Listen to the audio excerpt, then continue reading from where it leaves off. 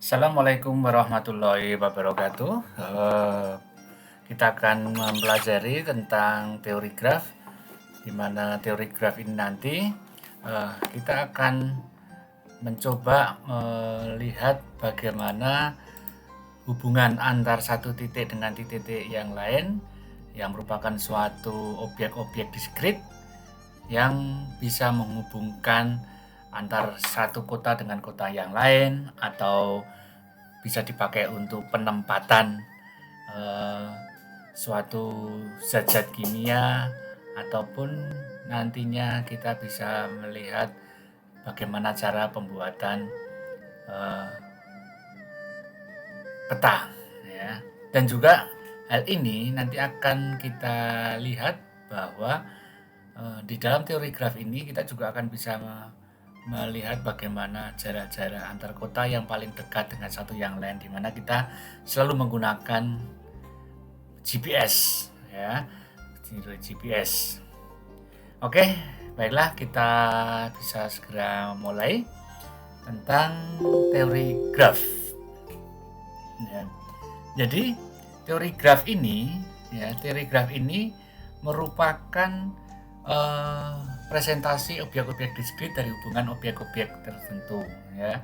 Contohnya seperti ini. Ini adalah suatu kota, Brebes, Tegal, Pemalang, Kendal, dan seterusnya. Kita bisa melihat bahwa di dalam pemetaan ini orang akan menuju Purbalingga atau orang akan menuju ke Magelang, ya. Itu bisa lewat Brebes, Tegal, Pemalang, Kaulangan, Kendal, Semarang, Salatiga, Boyolali, baru sampai Magelang. Atau orang bisa melihat langsung dari Brebes, Tegal, Slawi, Purwokerto, Purbalingga, Banjarnegara, Wonosobo, atau Magelang. Atau mungkin dari Brebes, Tegal sampai ke Rembang, Bluro, Purwodadi, Sragen, Solo, Boyolali, sampai Magelang juga. Nah, di dalam hal ini nanti kita akan bisa melihat bagaimana cara mencari jarak yang paling dekat, sehingga kita bisa efektif baik dari sisi jarak maupun dari sisi waktu. Nah, di sini awal mulanya merupakan suatu jembatan Koningsberg, ya, pada tahun 1736, di mana ini ada suatu jembatan di dalam sebuah kota. Ya, ini ada jembatan, ini ada sungai kanal, ya. Bagaimana caranya kita bisa melewati jalur ini, tetapi hanya satu kali lewat saja. Di dalam gambar ini kita asumsikan bahwa daratan yang putih-putih ini merupakan suatu bentuk daratan yang dilambangkan dengan sebuah simbol, yaitu simbolnya ada simbol C, A, B, dan D. Sedangkan sisinya itu dihubungkan oleh jembatan atau H. Ya. Nah, ini Koningsberg ini adalah penemunya bagaimana kita bisa melewati setiap jembatan hanya tepat satu kali lagi perjalanan. Nah, ini adalah bentuknya, ya. Ini merupakan suatu bentuk di dalam suatu kota, ya. Ini Koningsberg Bridgestone. Ini juga ada seorang ahli matematika, ya, Leonhard Euler. Ya, bisa dibayangkan tahun 1700 itu sudah memprediksi bagaimana kita mencari jalur yang tercepat, dan itu bisa kita buat komputasinya pada saat sekarang. Nah, ini kalau Anda mau membuat kaos, ya, bentuknya seperti ini. Nanti pasti hanya orang-orang matematika diskrit yang tahu bahwa ini merupakan suatu jembatan Koningsberg. Nah, ini adalah cikal bakal dalam pembuatan untuk GPS. Nah, di dalam graf ini nanti Anda akan melihat, ya, lambang-lambang seperti ini. Jadi G ini merupakan suatu singkatan graf, V ini adalah vertex, dan E ini adalah edge. Ya. Jadi vertex ini merupakan simpul, ya, dan edge itu merupakan sisi atau yang menghubungkan sepasang simpul. Nah, contoh seperti ini. Ini merupakan sebuah graf sederhana, ya. Graf sederhana, di mana graf sederhana ini tidak ada double simpang atau edge-nya, semuanya satu. Nah, di sini merupakan graf ganda, ya, di mana graf gandanya itu karena di sini ada sisi yang bisa disambungkan lebih dari satu sisi antara titik 1 dan 3. Ini ada lambang itu adalah it's ya. Ini menghubungkan 1 2, menghubungkan 1 3, menghubungkan 1 3 dan seterusnya. Tapi yang C ini ada semu. Kenapa semu? Karena di sini ada yang disebut dengan kalang atau lingkaran yang dimana jalan ini balik ke tempat semula. Nah di sini di dalam graf 1 ini ya ada 4 titik 1 2 3 4, maka himpunannya itu vertexnya itu adalah 1 2 3 4 atau simpulnya itu simbol 1 2 3 4, di mana edge-nya itu terhubungnya dengan misalnya 1 2 itu adalah E1, 1 3 E3 atau E4 ya. 2 dengan 3 itu E2, E5, ini namanya edge terhubung. Jadi ini adalah yang menghubungkan. Kalau saya bilang E1 maka terhubung 1 2 2 3 itu terhubung dengan E2 dan seterusnya ya. Oke, ini masih jelas. Nah terus kemudian ini ya kalang. Ini kalang ini adalah bentuk dari gelang atau loop. Jadi Anda bisa melihatnya loop dari E3 menuju ke titik E3 sendiri atau 3 3 karena dia berulang masuk ke titik sendiri. Nah di sini ada yang disebut dengan graf sederhana dan graf tidak sederhana. Kalau simple graf itu graf yang tidak mengandung gelang maupun sisi ganda yang seperti ini ya. Jadi tidak mengandung sisi ganda. Ya, ini hanya sederhana, tapi kalau yang di sini ada sisi ganda di sini atau ada loopnya, ini berarti bukan graf sederhana atau unsimple graph. Nah, kemudian ini kita sebut dengan graf tak berarah, yaitu bahwa grafnya itu belum ada arahnya. Jadi kalau misalnya saya buat sebuah titik ya, jadi misalnya ini titik dari titik A, ini adalah titik B, maka ketika graf tak berarah ya, ini adalah graf tak berarah ya, dari A ke B. Orang bisa menyebut bahwa ini dari A ke B atau orang bisa menyebut dari B ke A. Kenapa begitu? Karena ini tidak ada arahnya. Tapi begitu saya ada arahnya seperti ini, maka harus saya katakan bahwa ini arahnya adalah A ke B. Tapi kalau misalnya dari sini ya, seperti ini maka arahnya harusnya dibilang dari B ke A. Nah, inilah yang disebut dengan directed graph. Tetapi ketika tidak ada tanda panahnya, maka disebut dengan graf tak berarah. Oke, nah ini merupakan graf berarah ya. Karena apa? Karena di sini grafnya sudah menunjukkan bahwa ini dari 1 ke 2, 2 ke 1, 3 ke 1, 2 ke 3, 4 ke 3, 2 ke 4, dan 4 ke 2. Ini namanya graf berarah.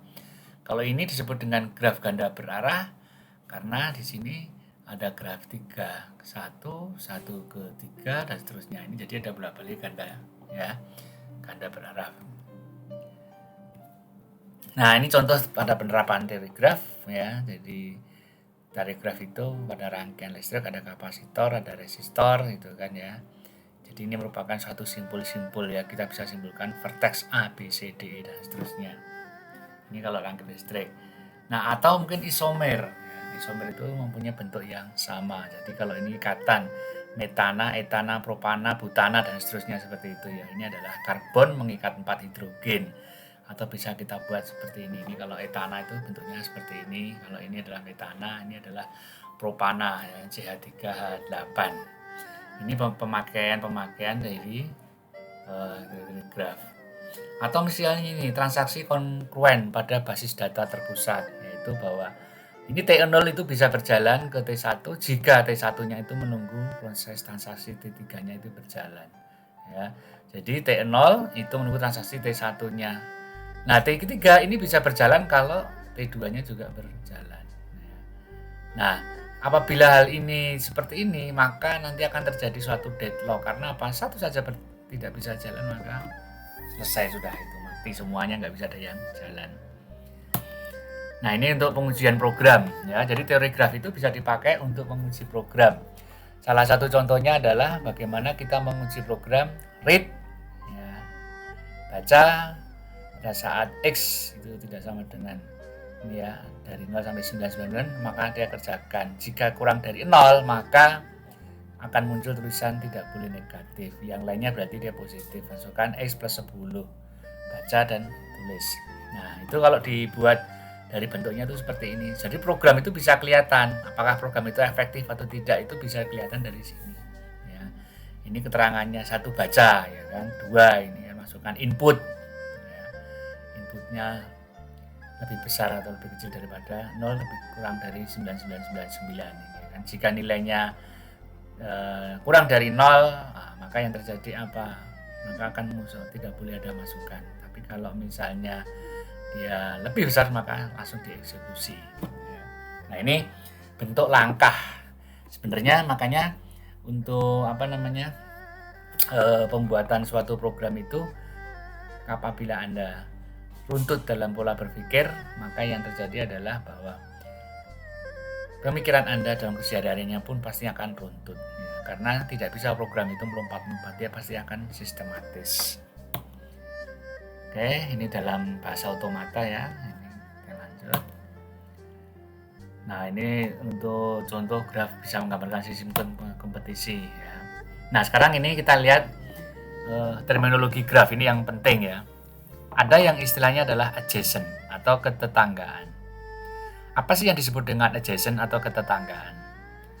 Jadi bahwa dua buah simpul dikatakan bertetangga bila keduanya terhubung langsung. Contohnya ini ya. Contohnya adalah titik 1, 2, 3, dan 4. 1 ini bertetangga langsung dengan 2. 1 bertetangga langsung dengan 3. Ya, ibarat kalau kita bergandengan itu adalah gandengan yang utama. Tetapi 1 dan 4 ini tidak bertetangga langsung. Kenapa? Karena 1 itu melewati 2 dan 4. 2 itu bertetangga langsung dengan 1, 2 bertetangga langsung dengan 3, 2 bertetangga langsung dengan 4. Ya. Jadi, inilah yang namanya adjacent. Terus kemudian kalau yang disebut dengan bersisian, insidensi. Insidensi itu sisian, itu berarti untuk sisi E. VJ, VK, VJ nanti adalah untuk titik 1 kan dan titik kedua. Misalnya ini E bersisian dengan simpul VJ atau E bersisian dengan simpul VK. Contohnya pada grafik 1 bahwa kalau ini saya tulis dengan sisi 23 ya, sisi 23 ini berarti mereka bersisian dengan simpul 2 dan 3. Jadi dibalik sekarang. Kalau sisi itu seperti ini ya. Kita bicara sisi 23. Kalau sisi 13 maka dia bersisian dengan simpul 1 dan 3. Tetapi di sini di simpul 1 2 itu tidak bersisian dengan simpul 4. Kenapa begitu? Karena ini adalah sisinya di sini dan simpul 4 itu ada di sini. Artinya dia harus melewati sini baru ke sini ya. Maka itu insidensi atau bersisian. Maka Anda harus paham betul apa sih yang disebut dengan simpul dan apa disebut yang dengan vertex atau vertex atau edge, simpul atau sisi. Nah, ini adalah simpul terpencil atau isolated vertex. Artinya apa? Artinya bahwa simpul ini, simpul yang terpencil ini ya, simpul vertex. Dia tidak mempunyai teman. Dia terlepas dari 1, 2, 3, dan 4 sehingga dia tidak ada temannya. Dia terasing. Jangan sampai Anda dalam kehidupan sehari-hari ini menjadi isolated vertex. Kenapa? Berarti Anda itu tidak punya teman. Ya. Dia tahu bahwa di sini ada 1, 2, 3, dan 4, tapi 5 ini tidak ada kaitan langsung antara 1, 2, dan 3, 4. Kenapa? Karena 5 itu tidak terhubung sama sekali. Itulah disebut dengan isolated vertex. Nah, ketika saya sebutkan graf kosong atau null graf atau empty graf, maka masing-masing graf ini tidak berhubungan sama sekali. 1, 2, 4, 5, dan 3 ini tidak ada hubungan sama sekali. Ya. Nah, sekarang ini yang penting. Tolong diperhatikan baik-baik. Saya mengistilahkan ada yang namanya derajat atau degree. Derajat atau degree itu merupakan suatu simpul yang ada jumlah sisi yang bersisian dengan simbol tersebut. Ya, ingat baik-baik. Derajat suatu simbol adalah jumlah sisi yang bersisian dengan simbol tersebut. Ini saya lambangkan dengan dV. D itu adalah jumlah lambang ya, derajat dari V. V itu adalah vertex atau degree dari suatu simbol. Contohnya ini, G1. G1 itu adalah grafik 1. Di sini ada 4 simbol. 1, 2, 3, dan 4. 1 ini mempunyai derajat 2. Kenapa begitu? Karena 1 ini mempunyai lengan 1, 2, dan 1, 3. Maka ini saya sebut dengan derajat atau degree. Paham ya? Jadi sekali lagi, derajat itu merupakan jumlah sisi yang bersisian dengan simbol tersebut. Kalau saya bilang 2, ini memiliki 3 derajat. Berarti ini adalah 21, 23, 24. 3 ini memiliki 3 derajat atau 3 sisi, yaitu 31, 32, 34. 4 memiliki 2 sisi, yaitu 42 dan 43. Nah, sementara kita lihat untuk G3. G3 itu ini. Ya, kalau 1 berarti dia memiliki berapa? Iya, memiliki 2. 1, 2, dan 1, 3. 2 itu memiliki derajat 2. 21 dan 23. Nah, 3 itu memiliki 3 derajat. Ya, 31, 32, dan 34. 4 ini hanya memiliki 1 derajat saja, yaitu 43. Ya. Sementara yang 5 ini tidak punya derajat, artinya dia tidak ada sisian yang langsung terhubung. Maka derajat 5 itu adalah 0. Oke. Nah, demikian juga dengan ini, grafik 2. Grafik 2 ini kalau 1, ya, D1 ini berarti dia menunjukkan ini ya, D1 dia menunjukkan titik 1. Dia memiliki 3, yaitu E2, E1, dan E3. Nah, sementara E3 ini perhatikan baik-baik. E3 itu ini. E3 itu memiliki 4. Kenapa bisa seperti itu? Karena E3 itu dia memiliki E3 dan E4. Jadi 31 dan 32. Nah, loopingnya ini itu dianggap nilainya 2. Ingat baik-baik. Looping itu dianggap 2. Sekarang kita lanjutkan lagi. Ini ada graf ya. Ada graf namanya graf D-in, itu artinya degree in atau degree out. Jadi derajat masuk in degree, jumlah masuk yang ke simbol, atau out degree itu yang keluar dari simbol. Totalnya itu adalah D-in dan D-out-nya sama. Seperti ini kita lihat ya. D-in 1 itu artinya derajat yang masuk ke 1. Ini panahnya ada 1 ya. Terus dari 3 ke 1 berarti ada berapa? Ada 2. D-in 2 itu berarti yang masuk derajat ke 2. Yang masuk mana? Dari 1 ke 2, 4 ke 2. Berarti ada berapa? Ada 2. D-in 3 berarti yang masuk ke 3, dari 2 ke 3, 4 ke 3. Demikian juga untuk yang D-out. D-out itu berarti yang keluar. Yang keluar itu berarti dari 1. D1 berarti yang keluar dari 1. D-out 2 ini berarti yang keluar dari 2 berapa? Ini 21, 23, dan 23, dan seterusnya. Ini adalah untuk mencari graf berarahnya.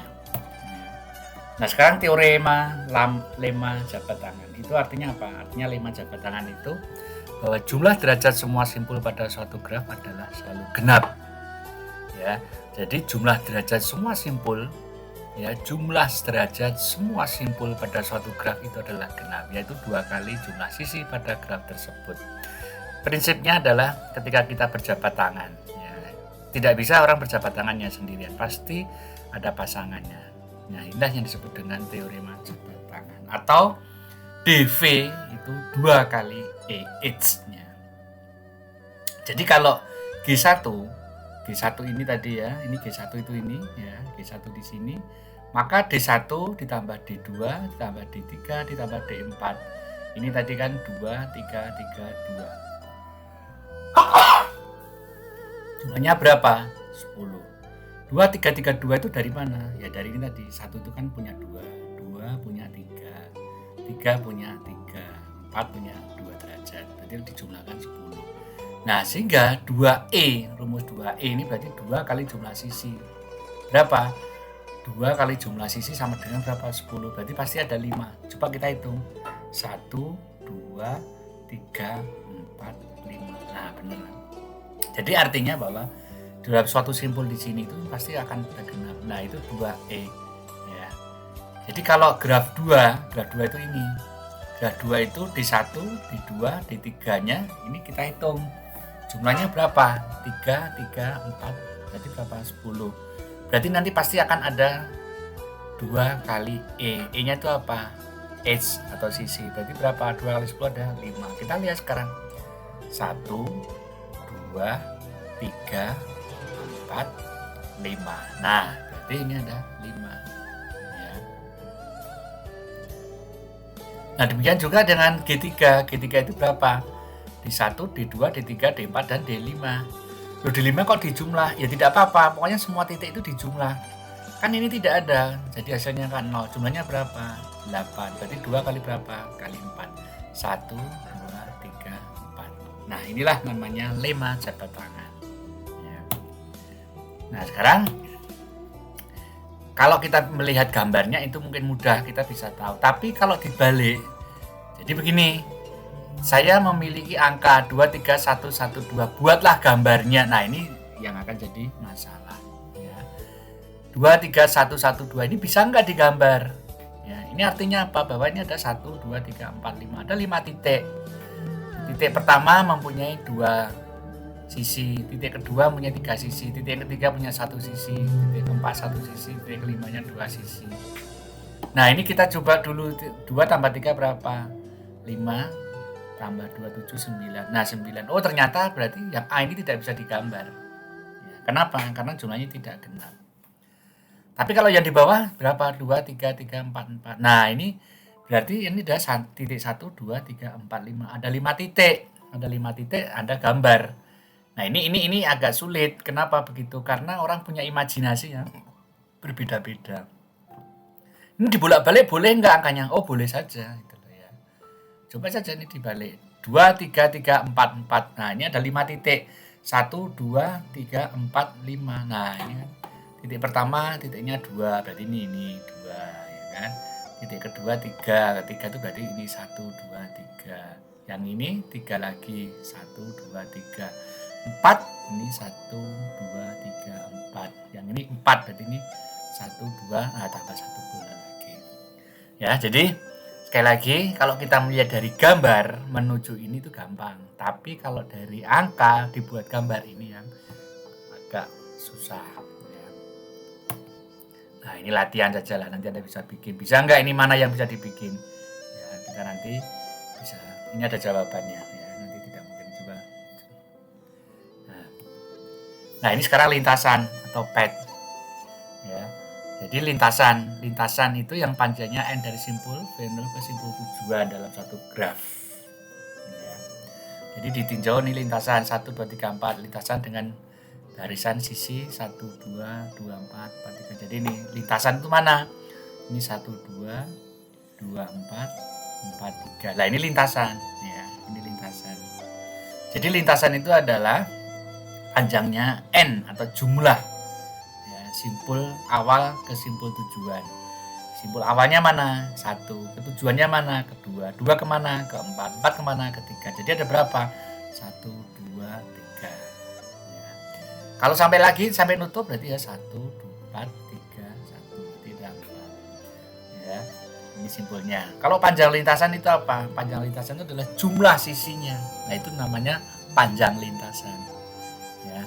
Jadi kalau misalnya pada G1 lintasan 1, 2, 4, 3, 1, 2, 4, 3, berarti ini lintasannya ada berapa? Ada 1, ada 2, ada 3. Berarti ini adalah panjang lintasan. Ya. panjang lintasan. Jadi itu panjang lintasan itu berarti sisi, jumlah sisi. 1, 2, 3. Oke, ya ini namanya perbedaan lintasan dan panjang lintasan. Nah, ini ada lintasan sederhana, ya. Itu artinya simpulnya yang dilalui hanya sekali saja, itu simpul pad. Kalau lintasan tertutup itu lintasan yang berawal dan berakhir pada simpul yang sama. Contohnya apa? Lintasan tertutup, orang lari, balapan lari itu kan, balapan lari gitu kan. Jadi dari atau mungkin Anda bisa lihat F1 atau GP, motor GP itu lintasan tertutup. Kenapa? Dari start dan finishnya sama. Tapi kalau lintasan terbuka itu lintasan yang berawal dan berakhirnya pada simpul yang sama. Itu lintasan terbuka, ya. Tidak lintasan yang tidak berawal dan berakhir pada simpul yang sama itu lintasan terbuka. Contohnya apa? Kalau Anda pernah lihat rally misalnya itu kan, rally. Nah, rally itu startnya dari Madura sana, nanti finishnya sampai Jakarta. Lah itu terbuka itu namanya. Dan panjang lintasan ini merupakan jumlah sisi dalam lintasan tersebut. Tolong dipahami ya, ini istilah-istilahnya. Ya. Nah, ini lintasan 1, 2, 4, 3 ini disebut dengan terbuka. Kenapa begitu? Karena 1, 2, 4, 3 ini sederhana ya, tidak ada persamaan 1, 2, 3, 4 ini terbuka. Ya. Terus kalau 1, 2, 4, 3, 1, nah ini tertutup. Ya, karena ini balik lagi tertutup. Ya. Kalau 1, 2, 4, 3, 2, nah ini bukan lintasan sederhana, tapi lintasan terbuka. Kenapa? Karena tidak tersambung semuanya. 1, 4, 3, 2. Nah, ini kan lihat 3 dan 1 tidak tersambung. Tapi kalau 1, 2, 4, 3 ini berarti ada panjang lintasannya berapa? Ada 3. Nah, ini siklus atau cycle atau sirkuit. Ya, sirkuit itu berawal dan berakhirnya pada simpul yang sama, itu sirkuit namanya. Ya. Jadi kalau 1, 2, 3, 1 ini segitiga seperti ini namanya sirkuit atau siklus. Ya. Tapi kalau panjang sirkuitnya berarti 1, 2, 3, 1. Ada berapa? 3.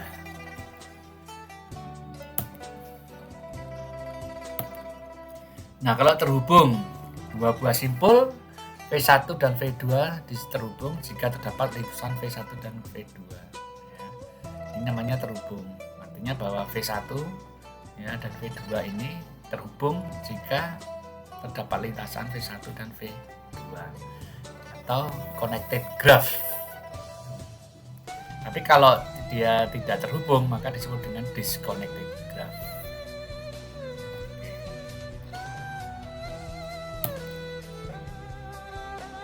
Oke, ini adalah jika dua simpul U dan V pada graf G disebut terhubung kuat atau strongly connected jika terdapat lintasan berarah dari U ke V dan juga V ke U. Jadi artinya ada dua ya, jadi dua dari U ke V atau V ke U. Ya, tapi kalau hanya satu saja maka disebut dengan lemah.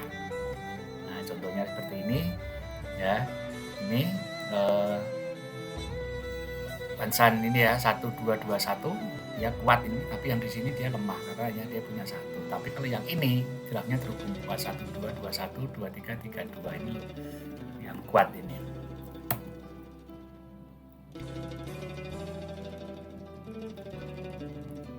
Oke, ini contoh lintasan yang kuat ini ya.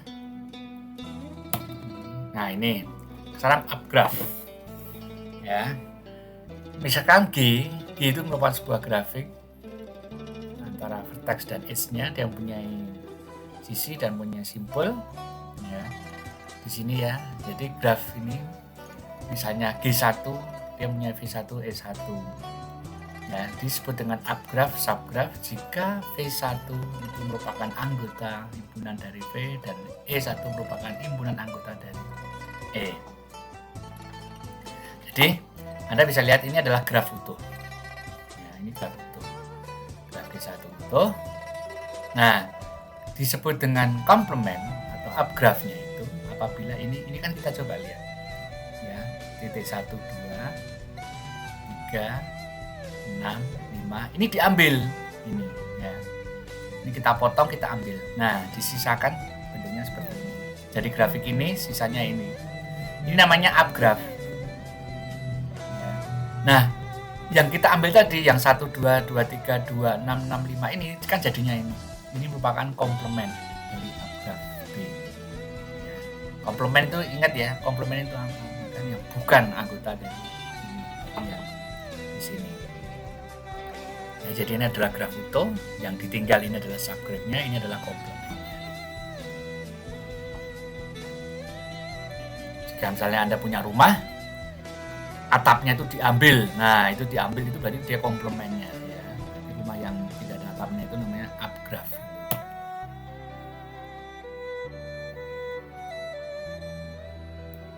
Oke, kita lewati. Nah ini contoh soal ini ya. Suruh gambar tentang komplement hubung DGE di mana V-nya ABCDE ya. Ini adalah contoh-contoh soal. Nah ini sekarang spanning subgraph atau upgraph merentang. Upgraph G1 ini G1 ya. Ini kalau misalnya disebut dengan upgraph merentang jika V1 sama dengan V yaitu mengandung semua simbol dari G. Nah, di sini ini graf. Ini disebut dengan merentang meskipun itu sudah dipotong-potong. Kenapa? Karena dia masih mengandung titik-titik dari G1. Ini kan 1, 2, 3, 4, 5 lengkap. Ini kan juga sama, 1, 2, 3, 4, 5 masih ada semuanya. Maka disebut dengan upgraph merentang. Tetapi kalau ini bukan upgraph merentang dari G. Kenapa begitu? Karena titik 4 dan 5-nya kan tidak ada. Jadi ini kita sebut dengan upgraph merentang. Upgraph merentang itu jika ya, dikatakan upgraph merentang jika V1 itu sama dengan V. Nah, V1 itu mana? Vertex. V itu kan vertex. V1 ada V1, V2, V3, V4, V5 itu masih ada di graf G atau V D-nya sini. Semua masih ada, lengkap. Meskipun ini tidak ada sisinya, maka disebut dengan upgraph merentang. Tetapi di sini ini bukan upgraph merentang. Kenapa? Karena 4 dan 5-nya tidak ada. Oke, ini beda. Nah, sekarang cut set. Cut set itu artinya apa? Cut set dari graf hubung G adalah himpunan sisi yang bila dibuang dari G menyebabkan G-nya tidak terhubung. Jadi ada suatu titik-titik tertentu apabila itu diambil sisinya itu tidak tersambung lagi, maka disebut dengan cut set. Ya. Cut set akan selalu menghasilkan dua komponen yang terhubung. Jadi kalau nama lainnya jembatan, bridge-nya itu. Jadi kalau misalnya ada dua jalur, kalau jalur jembatannya itu diputus ya, dan itu tidak menjadikan daratan A dan daratan B terpisah, maka itu namanya cut set. Tapi kalau masih ada jembatan yang lainnya lagi, itu menyebabkan dia tetap masih terhubung, maka itu namanya bukan cut set. Nah, contohnya ini kan 1, 2, 3, 4, 5 ada titik 6. Ya. Maka kalau kita coba ya, himpunan 1, 2 ini adalah cut set. Kenapa? Coba sekarang 1, 2-nya dihapus. 1, 2. 1, 2 ini dihapus, dibuang. Kalau belum dibuang, maka semua titik-titiknya itu masih tersambung. Oke, ya, ini dibuang. Coba ini ya, saya begini kan. Nah ini, misalnya gini, guys. Nah ini misalnya. Oh, ini bukan gambar ya. Jadi bayangkan aja, jika 1, 2-nya ini, ya, jika 1, 2-nya ini saya hapus, ini dihapus. Ini titik-titiknya masih tersambung. Nah, sekarang coba 1, 5, 1 dan 5. Ya, 1, 5-nya ini, jadi gini. Coba ya, ini saya gambar, ya, logonya hilang semua.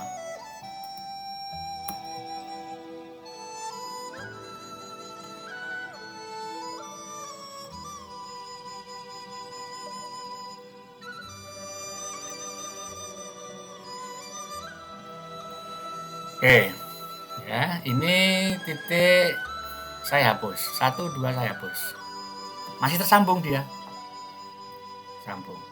Sekarang kalau 1, 5 saya hapus, tersambung semuanya. Ya. Sekarang 1, 2, 1, 5, 3, 5 itu ini. Nah, saya, ternyata masih tersambung. Ya, 3, 4. Ini saya potong. Nah, sekarang akhirnya bisa ada 2 ya. Ada 2 berarti ini 1, 3 dan bentuknya seperti ini ya. Artinya apa? Artinya bahwa kaset itu bisa terbentuk dari mana? Kaset terbentuk dari 1, 2, 1, 5, 3, 5, 3, 4. Titik yang kedua adalah 1, 2 dan 2, 5. Titik terus dan seterusnya, sehingga dia akan menjadikan bentuk yang terpisah. Ya, sehingga ketika dia terpisah di sini, itulah yang disebut dengan kaset. Nah, sekarang kita lihat weighted graph atau graf berbobot. Jadi graf berbobot ini, kita bisa lihat bahwa setiap graf ini mempunyai bobot. Ya, dia mempunyai graf, ada bobotnya. Nah, contohnya ini untuk apa? Nanti untuk misalnya antar titik ini, ya bisa kita lihat dengan cara misalnya seperti ini. Nah, ini titik A, ya, titik B, ya, ini misalnya 4. Terus nanti misalnya di sini C, ya kan? Ini 6. Terus di sini nanti ada D, ya kan? Ini misalnya 7. Terus jadi balik lagi di sini. Nah, ini adalah 8. Artinya apa? Bahwa antara titik A dan B ini mempunyai jarak 4. Bobotnya itu 4. Ya. Atau mungkin bisa saja bahwa ini butuh Rp4.000 atau B sampai ke C butuh Rp6.000. Jadi kalau A sampai ke C itu dia butuh Rp10.000. Atau mungkin di sini terhubung juga di sini A ke C misalnya. Dan ini misalnya 7.000. Jadi orang bisa tahu, kalau mau ke C itu bisa lewat AB, bisa lewat C, ya BC. Berapa ini? 10. Kalau saya nggak lewat situ, saya langsung lewatnya aja, langsung A ke C lebih pendek, jalurnya 7. Nah, ini contohnya adalah bobot itu dipakai untuk seperti itu ya. Tuh. Oke. Nah, di sini ada namanya complete graph atau graf lengkap, graf lingkaran atau graf teratur atau graf bipartit. Nah, seperti ini. Ini merupakan suatu complete graph atau graf lengkap. Ya. Jadi, graf sederhana yang setiap simbolnya itu mempunyai sisi ke semua simbol lainnya itu merupakan suatu graf. Ya, graf lengkap dengan n sebuah simbol dilambangkan dengan kn. Setiap simbol pada kn itu selalu berderajat n-1. Contohnya begini. Kalau ada suatu graf K, kalau n-nya ini 1, n-nya 1 atau titiknya ini sama n-nya 1 ya, untuk n sama dengan 1 atau vertex-nya ya. Vertex-nya sama dengan 1 atau simpulnya sama dengan 1. Ya, maka dimasukkan di sini saja. Jadi berapa? 1 kurang 1 dibagi dengan 2. Berapa ini? 0 dibagi dengan 2 sama dengan berapa? 0. Maka ketika ini K1 ada titik 1 di sini, maka dia bukan merupakan suatu graf, dia hanya sebagai titik. Tetapi kalau n-nya 2, coba n-nya 2 ya, 2 dikurangi dengan 2 min 1. Berapa? 2 kali 1 dibagi dengan 2. Berapa? 1. Maka jika ada 2 titik, maka akan selalu bisa dibuat menjadi 1 garis. Kalau n-nya 3, coba saja 3. N-nya 3 berarti berapa? 3 kali 3 min 1 dibagi dengan berapa? 2. Berapa ini? 6. 6 bagi 2 berapa? 3. Maka akan terjadi 3 sisi. 1, 2, dan 3. Kalau 4 ini, maka akan terjadi berapa? 4 berarti 4 kali 3 12 bagi 2 bagi 6, maka akan ada 6. 1, 2, 3, 4, 5, 6 ya. Maka akan bisa dibuat seperti itu. Nah, ini adalah graf lingkaran ya, karena bentuknya sebuah lingkaran. Kalau ini regular graph, maka graf yang setiap simpulnya mempunyai derajat yang sama. Ini artinya bahwa derajatnya ini semuanya 2. Kenapa begitu? Karena ini A ini ya, di sini ini 1, 2. Yang di sini ini juga 1, 2. Yang ini 1, 2. Yang ini semuanya 2, derajat 2 saja. Ya.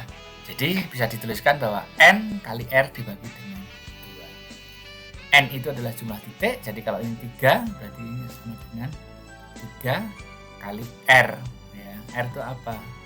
R adalah berderajat dengan R. Ya, dibagi dengan ini kalau R-nya 2, maka dibagi 2 berapa? 3 kali 2 berapa? 6. 6 bagi 2 berapa? 3. Berarti ada 1, 2, 3. Ya. Oke, gitu ya. Nah, ini N-nya berapa? 4. Ya. 4, N-nya 4, R-nya berapa? R-nya 2. 8 dibagi 2 berapa? 4, berarti ada 4 sisi. Ya, itu nanti Anda bisa hitung lah ini. Nah, ini ya. Jadi kalau derajat 3 misalnya nanti dengan graf teratur berderajat 3, R-nya 3 dengan 4 buah simpul. Ya, 3 dengan 4 buah simpul, maka apa yang terjadi? Ya, Anda bisa lihat di sini. Oke. Ini N-nya 4, 1, 2, 3, 4 dengan R-nya masing-masing 3, itu berarti berapa? Jadi jadinya seperti ini, jadi masing-masing punya 3 derajat. Loh, yang ini N-nya 6, R-nya 3, berarti ada berapa? 1, 2, 3, 4, 5, 6. Masing-masing ada 3 derajat. Ya. Jadi nanti kalau ada soal, berapa jumlah maksimum dari jumlah minimum simpul pada graf sederhana yang mempunyai 12 sisi dan setiap simpulnya berada sama, yang bisa daripada 3 ada berapa, nanti bisa dihitung.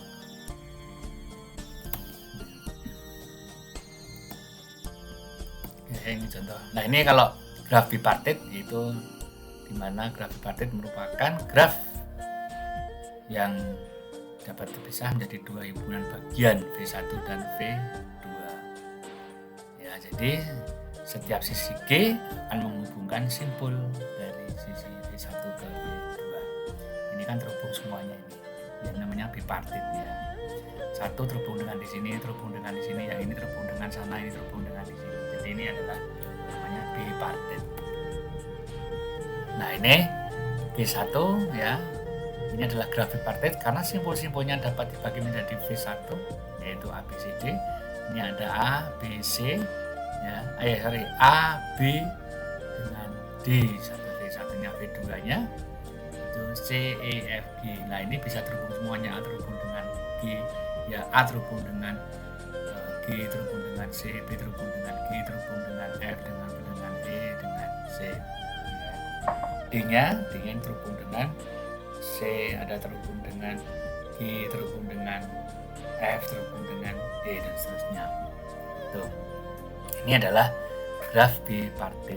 Ini juga H terhubung dengan B terhubung dengan G terhubung dengan E, yang A2 terhubung dengan ini terhubung dengan ini ya. Ini terhubung dengan ini. Itu namanya graf bipartit. Oke, saya kira mungkin untuk sementara ini dulu.